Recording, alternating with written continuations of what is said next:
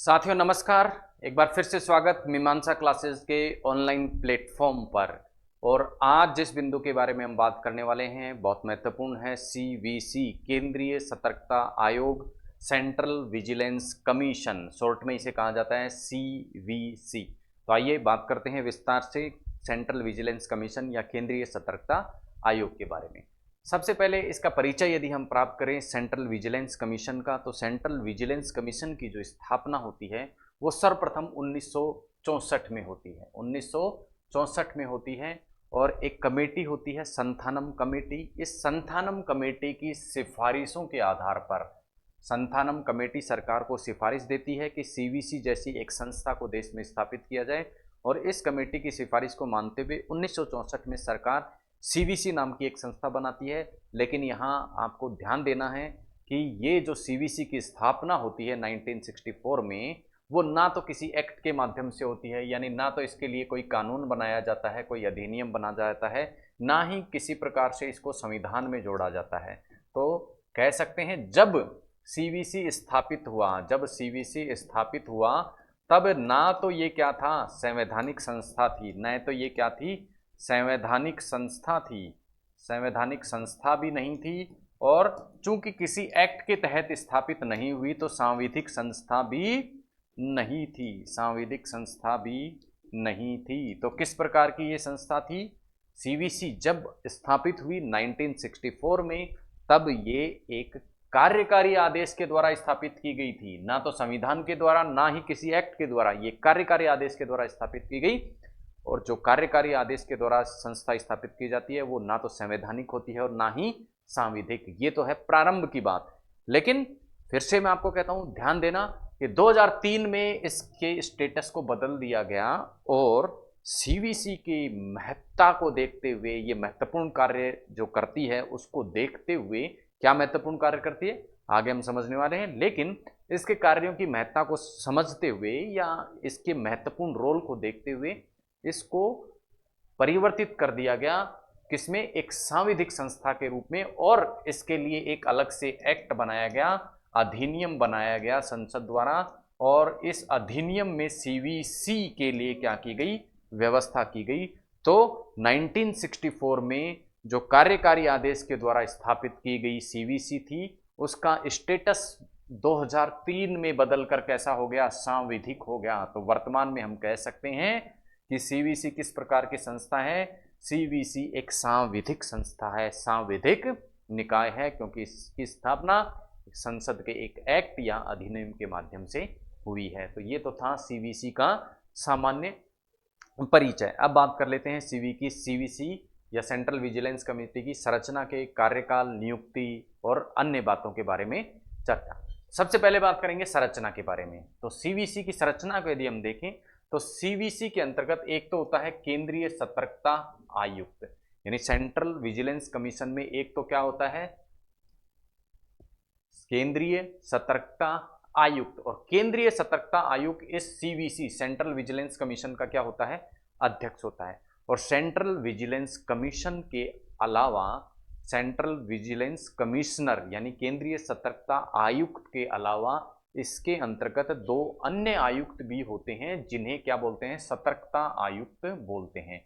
तो अधिकतम 2 सतर्कता आयुक्त भी इसमें हो सकते हैं। तो 1+2 की इसकी संरचना है। एक होता है केंद्रीय सतर्कता आयुक्त, जैसे हमने निर्वाचन आयोग में देखा था, एक होता है मुख्य निर्वाचन आयुक्त और 2 अन्य आयुक्त। यहाँ भी एक तो है क्या है, मुख्य सतर्कता आयुक्त और बाकी के 2 क्या है, सतर्कता आयुक्त। इस प्रकार से इसकी संरचना होती है। अब जब सतर्कता आयुक्त और मुख्य सतर्कता आयुक्त की नियुक्ति की जाती है तो उस नियुक्ति के लिए पहले क्या बनती है, एक चयन समिति बनती है। और उस चयन समिति की सिफारिशों के आधार पर ही सेंट्रल विजिलेंस कमीशन में क्या होती है, नियुक्तियां होती हैं। वो जो चयन समिति होती है सीवीसी के चयन के लिए, उस चयन समिति में अध्यक्ष तो कौन होता है, प्रधानमंत्री। अध्यक्ष तो कौन होता है, प्रधानमंत्री।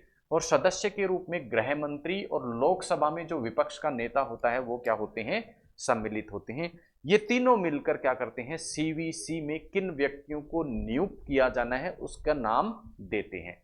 नाम तो कौन देते हैं, ये लोग देते हैं। नाम तो कौन देती है, चयन समिति देती है। लेकिन दिए गए नामों को सीवीसी के रूप में नियुक्त किसके द्वारा किया जाता है? राष्ट्रपति द्वारा किया जाता है। तो नियुक्ति तो किसके द्वारा की जाती है? राष्ट्रपति द्वारा। लेकिन किसकी सिफारिश पर? चयन समिति की सिफारिश पर। इस चयन समिति में कौन कौन होता है? प्रधानमंत्री, गृह मंत्री और लोकसभा में विपक्ष का जो नेता होता है वो। नियुक्ति की बात हो गई, उसके बाद चयन समिति की, उससे पहले चयन समिति की हमने देख ली, संरचना देख ली। नेक्स्ट बात करते हैं कार्यकाल। कार्यकाल की बात करें तो आपको देखना है कार्यकाल जो होता है सीवीसी का वो क्या होता है? या तो 4 वर्ष का कार्यकाल किसी व्यक्ति का पूर्ण हो जाए या 65 वर्ष उसकी उम्र हो जाए, अधिकतम कार्यकाल इतना होता है, तब तक वो अपने पद पर रहता है। अब क्या सीवीसी या विजिलेंस कमिश्नर के रूप में कार्य करा कोई व्यक्ति, केंद्रीय सतर्कता आयुक्त या सतर्कता आयुक्त के रूप में किसी व्यक्ति ने कार्य किया है, तो क्या वो कहीं और भी कार्य कर सकता है? तो उसके लिए स्पष्ट प्रावधान सीवीसी एक्ट में दिया गया है कि अपने कार्यकाल के पश्चात, सीवीसी के रूप में कार्यकाल के पश्चात ये अन्य कहीं पर कार्य नहीं कर सकते हैं। नेक्स्ट हम बात करेंगे, यदि सतर्कता आयुक्त या मुख्य सतर्कता आयुक्त को अपने पद से हटाना हो तो किस प्रकार की प्रक्रिया को अपनाया जाएगा? तो उसके लिए स्पष्ट रूप से बताया गया है कि राष्ट्रपति कुछ आधारों पर सीवीसी को अपने पद से हटा सकता है। ये कौन कौन से आधार होंगे? सबसे पहला आधार होगा या तो सतर्कता आयुक्त या मुख्य सतर्कता आयुक्त के रूप में जिस व्यक्ति को नियुक्त किया गया है वो दिवालिया हो जाए, या अपने कर्तव्यों से बाहर वो संवेतन नियोजित हो, यानी अन्य कहीं से भी वो क्या करे? वेतन प्राप्त करे, या राष्ट्रपति की राय में वो शारीरिक रूप से या मानसिक रूप से असक्षम हो जाए। पहला आधार तो ये हो गया। इसके अलावा दूसरा आधार है नैतिक पतन से संबंधित कोई अपराध उसने कर दिया हो और उस अपराध के लिए उसे दोषी करार दे दिया गया हो। दोषी करार दे दिया गया मतलब सिद्ध दोष उसको कर दिया गया हो, या फिर सीवीसी ऐसे वित्तीय या अन्य लाभ प्राप्त करे जो उसके कर्तव्यों को क्या करें? प्रभावित करते हैं, यानी भ्रष्टाचार में क्या हो? वो लिप्त हो, कहने का तात्पर्य है। तो इन तीनों में से कोई भी आधार यदि मिलता है तो इन आधारों पर राष्ट्रपति क्या करता है? उसे अपने पद से हटा सकता है। ये हो गया सीवीसी का अपने पद से हटने के आधार। नेक्स्ट बात करते हैं सीवीसी के वेतन, भत्ते और सेवा शर्तें। इनके बारे में ये स्पष्ट रूप से कहा गया है कि सीवीसी के जो वेतन, भत्ते और सेवा शर्तें हैं उनमें इनकी नियुक्ति के पश्चात किसी प्रकार का अलाभकारी परिवर्तन नहीं किया जाएगा। सारी चीजें बात कर ली हमने। अब चलते हैं मुख्य बिंदु की ओर कि सीवीसी आखिर कार्य क्या करता है और कैसे करता है। तो सीवीसी की कार्य प्रणाली को यदि हम देखें तो सीवीसी को सिविल कोर्ट की शक्तियां प्राप्त हैं। सिविल कोर्ट की शक्तियां प्राप्त हैं, इसका मतलब क्या है? किसी संपत्ति को ये जब्त कर सकता है, साथ ही साथ दस्तावेज और किसी व्यक्ति को अपने समक्ष हाजिर होने के लिए कह सकता है। तो सिविल कोर्ट के रूप में इसको क्या है? शक्तियां प्राप्त हैं। और कार्य क्या होता है इसका? कि कोई भी मुद्दा होता है, कोई भी जो बिंदु है जो इसको दिया गया है, कोई भी बात जो इसको दी गई है उस पर क्या करना? इन्वेस्टिगेशन करना, अन्वेषण करना। अन्वेषण के बाद केंद्र सरकार को ये अपनी क्या देता है? सिफारिशें देता है। ध्यान देना, केवल क्या देता है? सिफारिशें देता है।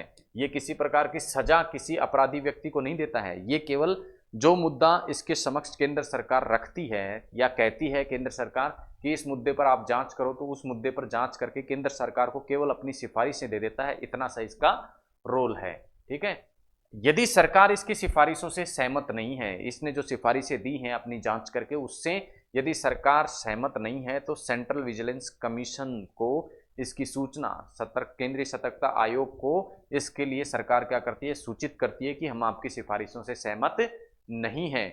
और सीवीसी जो अपनी रिपोर्ट देता है, ध्यान देना, सिफारिशें तो किसको देता है? केंद्र सरकार को।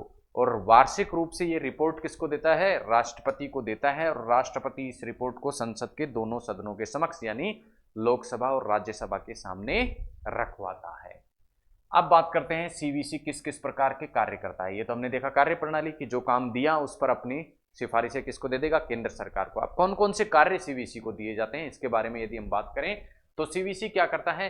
केंद्र सरकार इसको भ्रष्टाचार संबंधी जितने भी मुद्दे प्रेषित करती है उन सभी मामलों में ये क्या करता है? इन्वेस्टिगेशन करता है या अन्वेषण करता है, इन्वेषण करता है।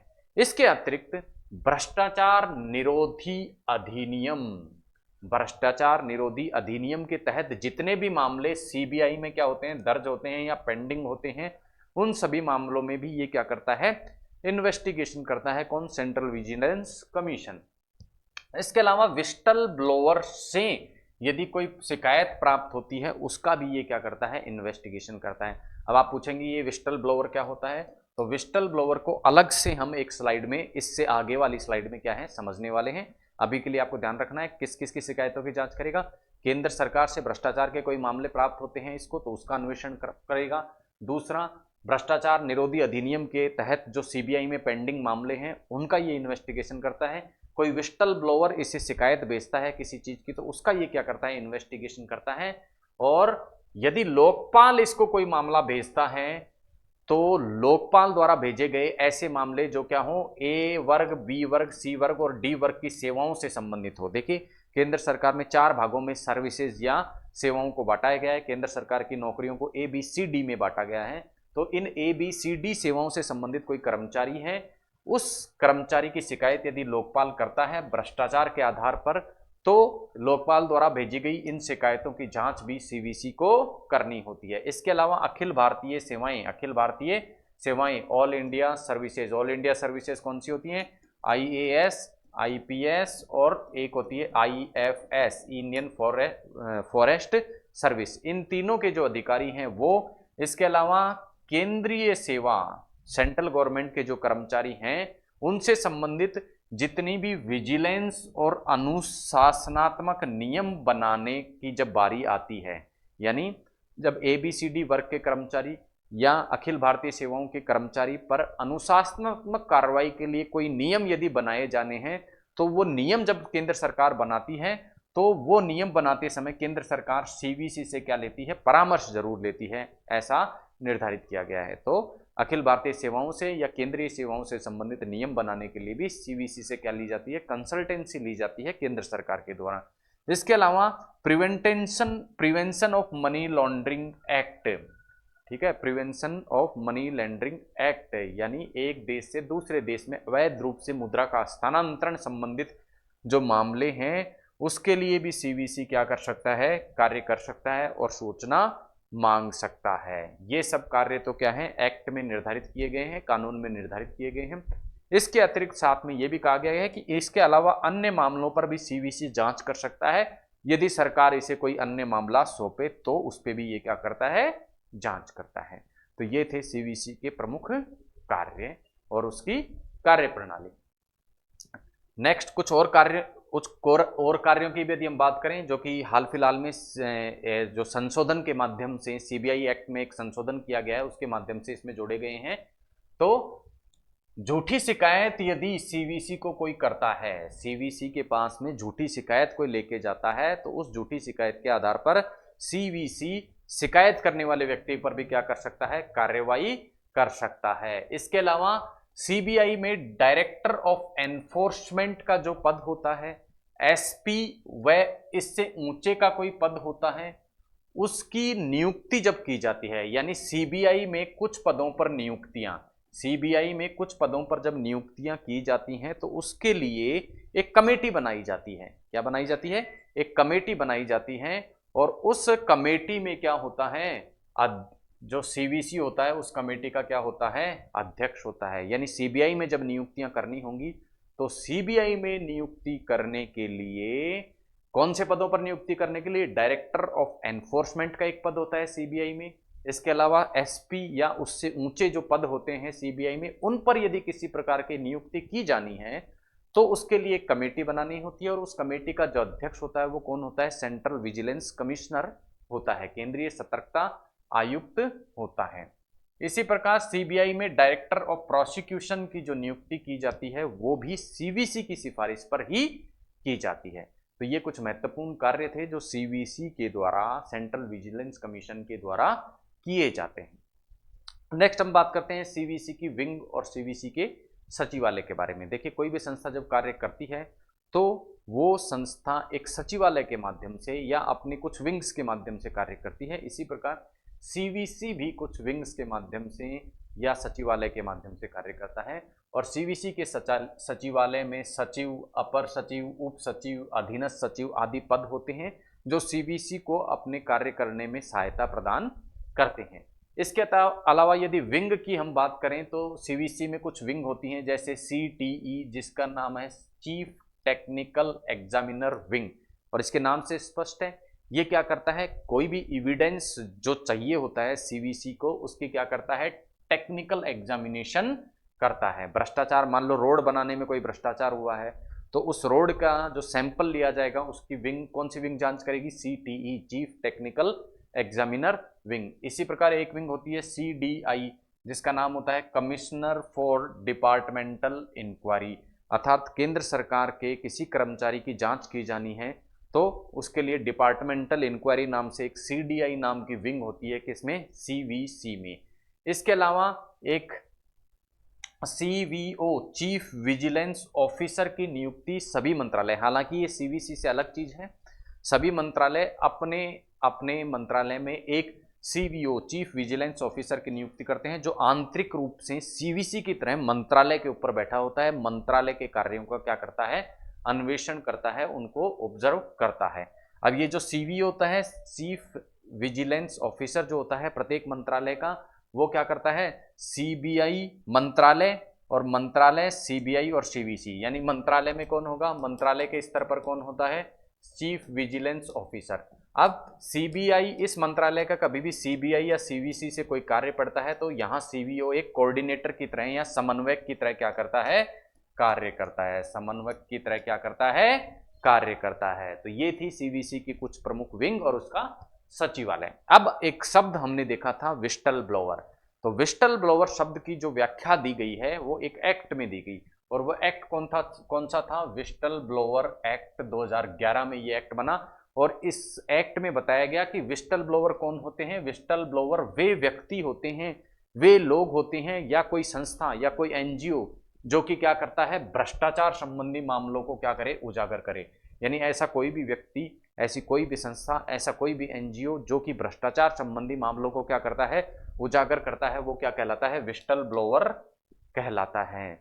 और इन विस्टल ब्लोअर की सुरक्षा, जैसा हमने सीवीसी के कार्यों में देखा था कि सीवीसी को केंद्र सरकार तो मामले सौंप ही सकती है, इसके अलावा विस्टल ब्लोअर भी क्या कर सकता है, भ्रष्टाचार संबंधी मामलों में शिकायत सीवीसी को कर सकता है। अब जब कोई व्यक्ति भ्रष्टाचार की शिकायत करता है तो उसकी सुरक्षा को खतरा उत्पन्न हो जाता है, तो विस्टल ब्लोअर एक्ट 2011 में प्रावधान किया गया है कि विस्टल ब्लोअर की जो सुरक्षा है उसको सुनिश्चित किया जाए और लोगों को भ्रष्टाचार संबंधी मामले उजागर करने के लिए प्रोत्साहित किया जाए ताकि भ्रष्टाचार के अधिक से अधिक मामले सीवीसी के पकड़ में आ सके। विस्टल ब्लोअर के रूप में यदि कोई भ्रष्टाचार की शिकायत सीवीसी को करता है तो वो लिखित शिकायत भी कर सकता है या ईमेल के माध्यम से भी अपनी शिकायत भेज सकता है, लेकिन जो व्यक्ति शिकायत कर रहा है, जो संस्था शिकायत कर रही है, उस व्यक्ति और संस्था को साथ में अपना एक शपथ पत्र देना होता है कि ये जो मैं शिकायत कर रहा हूं वो बिल्कुल सही शिकायत है, ये झूठी शिकायत नहीं कर रहा, दुर्भावना से कोई शिकायत मैं नहीं कर रहा। इस प्रकार का एक शपथ पत्र शिकायत की एप्लीकेशन के साथ देना होता है। यदि फिर भी इसकी शिकायत क्या पाई जाती है, झूठी शिकायत पाई जाती है, दुर्भावना से की गई शिकायत पाई जाती है, तो सीवीसी में इस झूठी शिकायत के लिए इसे जेल या जुर्माना की सजा जो है वो दी जा सकती है।